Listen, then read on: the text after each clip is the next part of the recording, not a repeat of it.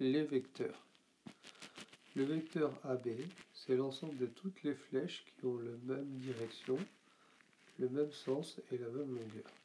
Chacune de ces flèches est un représentant du vecteur AB. Intuitivement, on dit que deux flèches finalement différentes sont égales parce que ça revient au même pour la translation. Si AB est égal à CD, alors on voit que ABDC est un parallélogramme. Si j'ai une translation, c'est-à-dire un glissement de vecteur U, il transforme A en B, si bien que le vecteur AB est égal au vecteur U. Pour additionner deux vecteurs, on prend un représentant de ce V et on le met au bout de U, comme ça. Ici, une fois qu'ils sont mis comme ça, le vecteur U plus V, c'est ce vecteur-là qui part du début et qui arrive à la fin du deuxième. Si j'écris avec des lettres, AB plus BC, AB plus BC égale AC. Ensuite, on peut multiplier les vecteurs. Comme si j'ai 3 fois U, c'est le vecteur U. Vous voyez, répéter 3 fois comme ça. 1 tiers de U, alors je divise mon U en 3, et 1 tiers de U, c'est ça. Moins U, c'est U dans l'autre sens. AB, et bien c'est moins BA, parce que BA, il va dans l'autre sens. Ensuite, j'ai la distributivité, comme la distributivité avec qu'on connaît. Alors, plusieurs remarques. Si AB est égal à K fois CD, par exemple, s'il est 3 fois, et bien ça veut dire que la longueur de AB, elle est 3 fois la longueur de CD. Si c'est I est le milieu de AB, on fait le dessin, et on voit tout de suite que c'est équivalent à AI égale IB. Et on a d'autres équivalences possibles. On a AI qui est la moitié de AB. Le vecteur AA qui est égal au vecteur BB, ça s'appelle le vecteur nul. Alors, deux vecteurs sont collinéaires. Là, vous voyez, ils sont collinéaires. Là, ils sont non collinéaires. Ils sont collinéaires si l'un est multiple de l'autre. C'est-à-dire si U est égal à KV ou V est égal à KU. Alors, quand ils sont collinéaires, eh bien, on voit tout de suite que c'est équivalent à que AB est parallèle à CD. Et si ils sont alignés, par exemple ABC est aligné, alors on voit que c'est équivalent à AB et AC, par exemple, collinéaires. Alors la norme du vecteur AB, qu'on note comme ça, c'est simplement sa longueur. Maintenant dans un repère, donc un repère orthonormé, c'est-à-dire qu'ils sont perpendiculaires et ils ont pour unité 1, ici donc, on a des points, par exemple le point A qui est 2, 1, 2, 1, 3, 4, ça on sait. Alors le vecteur AB, soit on lit les carreaux, pour aller de A vers B, c'est 1 horizontalement et 3 verticalement, vous avez les coordonnées comme ça. Soit on les déduit des coordonnées, alors de 2 à 3, de 2 à 3 il y a 1, et de 1 à 4, de 1 à 4 il y a 3. On peut aussi faire final moins initial, c'est-à-dire qu'on fait 3 moins 2, 3 moins 2, ça fait 1, et 4 moins 1, ça fait 3. Alors quand j'ai les coordonnées du vecteur, ici 1, 3, ce qui signifie 1 et 3 comme ça, et bien pour avoir la longueur AB au carré, on utilise Pythagore, c'est 1 au carré plus 3 au carré. Alors ici c'est les formules générales. Ici ça signifie les coordonnées finalement initiales. Après, quand on les additionne, ben disons que j'ai le vecteur U qui est 1, 2 et V qui est 3, 1. Ben simplement, il faut additionner les coordonnées correspondantes. 1 plus 3 pour les additionner. Et 2 plus 1, ça fait 3. Quand on les multiplie, par exemple U, disons qu'il vaut 1, 2, je multiplie 3 fois, et bien il suffit de multiplier 3 fois chacune des coordonnées. 3 fois 2, 3 fois. Après, disons qu'on ait deux vecteurs, par exemple AB et CD, et qu'on remarque que pour passer de chacune des coordonnées, il suffit de multiplier par 2. À ce moment-là, ils sont collinéaires. Et s'ils sont collinéaires, ça signifie que les droites qui les portent sont parallèles. Et là, par exemple, on multiplie par 3 en haut, mais on s'aperçoit que ce n'est pas le même en bas, donc ils ne sont pas collinéaires. Et s'ils ne sont pas collinéaires, les droites qui les portent ne sont pas parallèles. On a un autre moyen de savoir s'ils sont collinéaires, c'est le déterminant. Le déterminant, c'est un produit en croix. Alors ici, si on fait le déterminant de cela, 1 fois 4, 2 fois 2, et ça fait 0. Quand le déterminant fait 0, alors ils sont collinéaires. Quand il est différent de 0, ici, 1 fois 1, 2 fois 3, c'est différent de 0, ça veut dire qu'ils ne sont pas collinéaires. On passe aux exercices. On commence par les parallélogrammes. Ici, vous avez donc deux parallélogrammes, ici, collés. Et on demande de démontrer que celui-là, le grand, là, ADFE, est un parallélogramme aussi.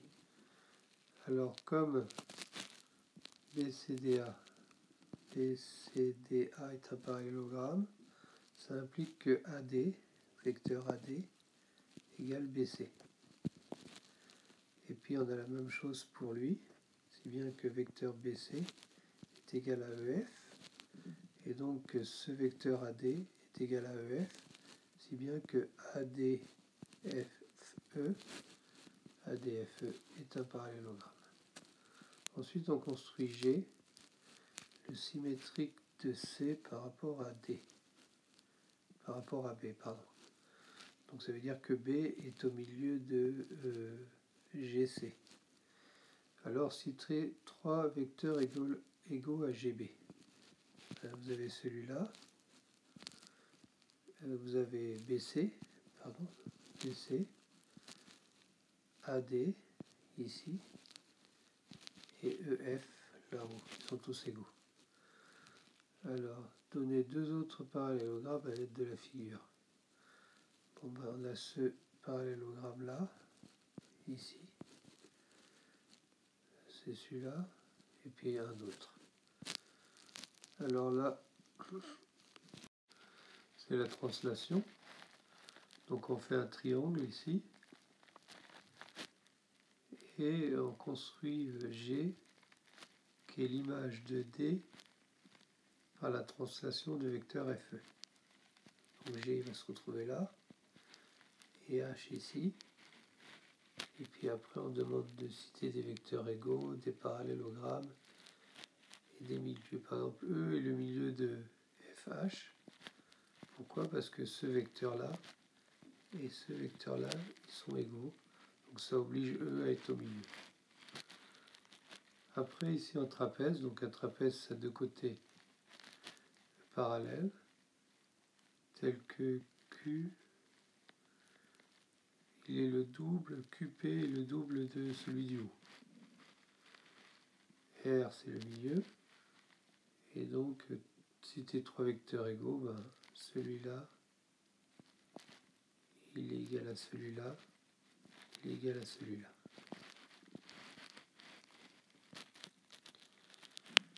Alors, quand il y a des vecteurs égaux, ben, il y a des parallélogrammes. Par exemple, le fait que Mn égale QR, et ben, ça fait un parallélogramme ici. Puis là, la même chose. Alors celui-là il est un peu plus difficile. Donc on construit un rectangle ici. Là. Après le milieu ici du rectangle. Et des symétriques ici. K le symétrique de I par rapport à D. Et J le symétrique de A par rapport à D. Alors, on demande de démontrer que celui-là, là, c'est un parallélogramme. On va utiliser le fait que ces diagonales ont le même milieu. Comme D est le centre de la symétrie, le milieu de ce côté-là, qui est la diagonale, et le milieu de ce côté-là, ici, milieu, il est le milieu commun des deux diagonales. Ça oblige donc le quadrilatère AIJK à être un parallélogramme. Alors on demande de citer tous les vecteurs égaux de la figure. Alors il y en a beaucoup, donc on ne va pas tous les citer, mais lui il est égal à lui, il est égal à lui.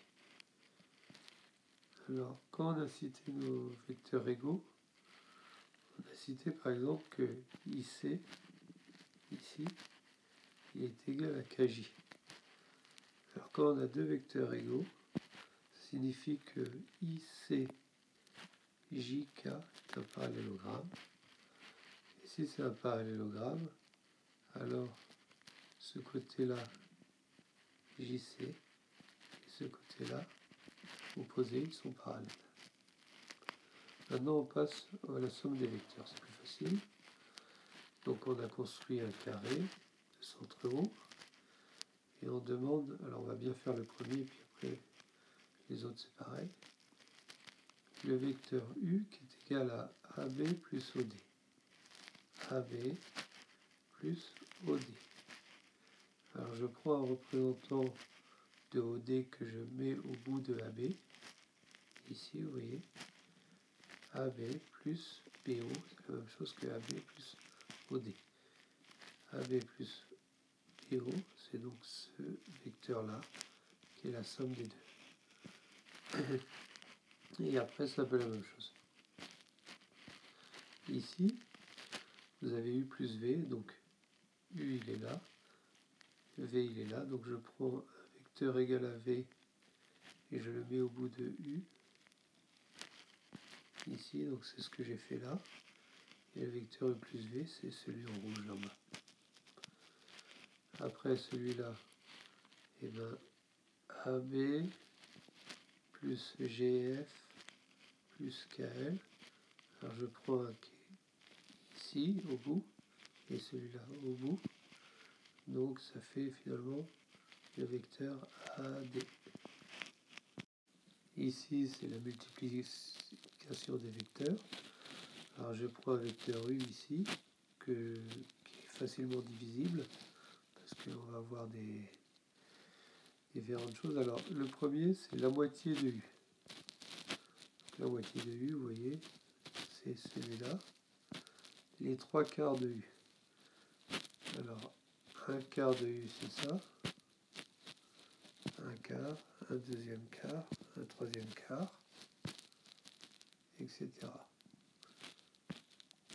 Après, celui-là, on a AH, il faut construire le point H. Ici, cette figure. Le point H tel que c'est 5 quarts de AB. AB, il est là. Un quart, un deuxième quart, un troisième quart, un quatrième quart, un cinquième quart. Ça me met mon point H ici. Ici. Et c'est un peu la même chose après. Cette deuxième partie, AE, c'est combien de fois AB? AE par rapport à AB, c'est un quart. Maintenant, on passe avec les coordonnées. Alors, on demande le vecteur CD. Je ne suis pas obligé de faire un dessin. Alors, de C à D, de moins 3 à 1, il y a 4. Et de 2 à 4, il y a 2. Ou alors, ce que je peux faire, c'est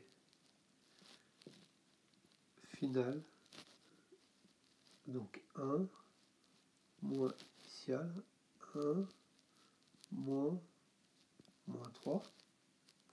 Donc moins 3, ça va faire 1 plus 3 finalement.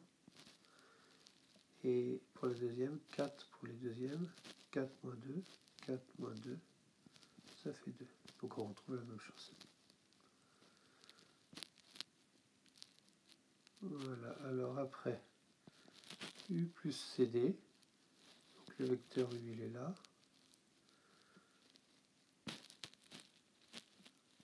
C'est moins 1, 3, plus le vecteur CD qu'on a calculé, qui vaut 4, 2. Donc on additionne, moins 1 plus 4, ça fait 3. Et 3 plus 2, ça fait 5. Ici, bon ben, on multiplie le vecteur U. Vous voyez, 1,5 fois moins 1, 1,5 fois 3, et on fait le résultat. Pour le dernier, alors il faut déjà que je calcule DE. Donc DE de 1 à 6, ça fait 5. De 4 à 3, ça fait moins 1. Et après, je fais moins 3 DE, en multipliant chacune des coordonnées par moins 3. Et j'obtiens la. Bon, celui-là, il est un peu plus difficile. Alors, on va faire un dessin. Donc, on fait un repère, on place ses points. A, B, C. Et on demande de trouver D de façon que ABDC soit un parallélogramme. Donc, ça oblige D à être ici. Et quelles sont les coordonnées du point D? Alors, on peut les lire sur notre dessin. Donc, c'est 11 moins 1. Mais si on doit les calculer, alors on a deux méthodes. On va faire le fait que ce vecteur-là égale ce vecteur-là. Le vecteur du haut, on peut le calculer, parce que c'est de A à C.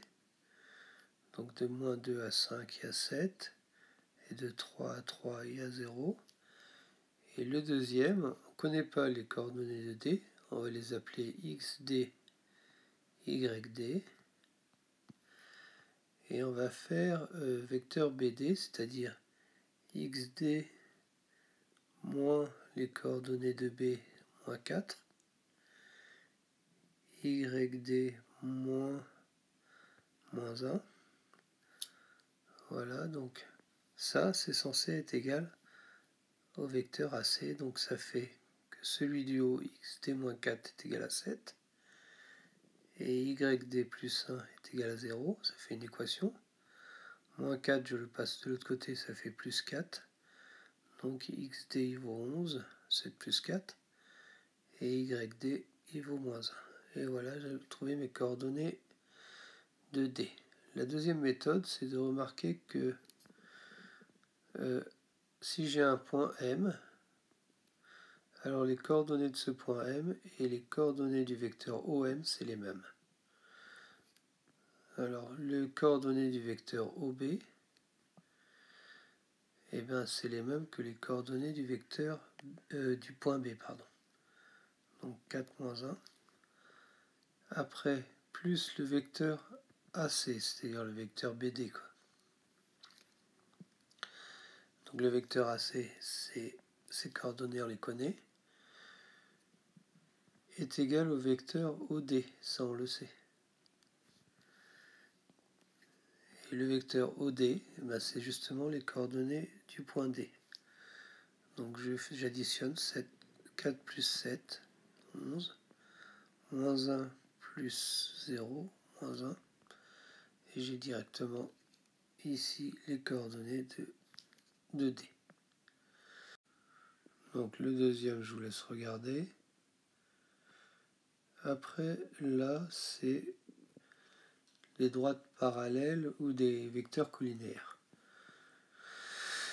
Alors, on doit montrer que CD et AB sont parallèles. Alors, je vais calculer les coordonnées du vecteur CD, soit en faisant la différence 6 moins 4, 10, soit en disant de moins 4 à 6, ça fait 10.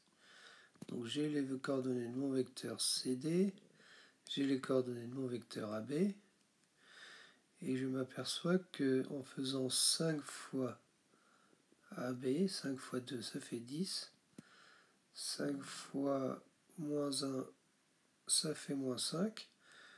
Donc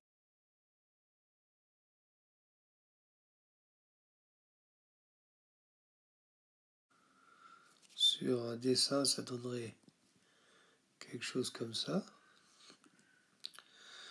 Et ça veut dire que les droites qui les portent sont parallèles. Alors sinon, je peux utiliser le déterminant. Le déterminant, donc c'est lui fois lui moins lui fois lui. 10 fois moins 1 moins